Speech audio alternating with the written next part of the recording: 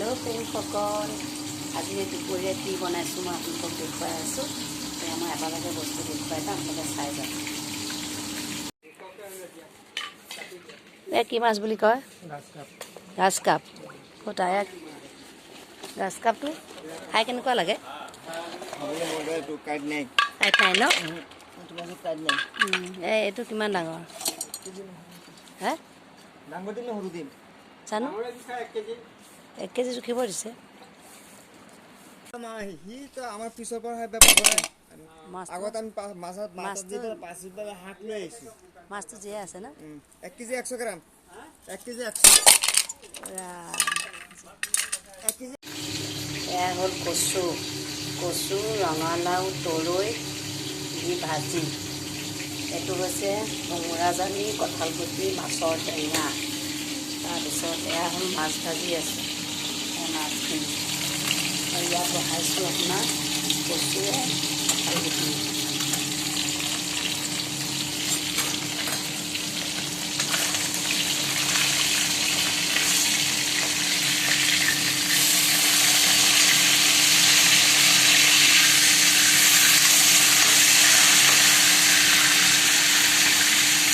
মাছটো হৈছে গাছ কাপ।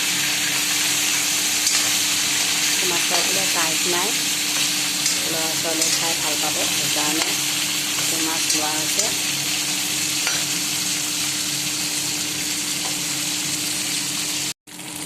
মাছটো কাঢ়াকৈ ভাজিছোঁ।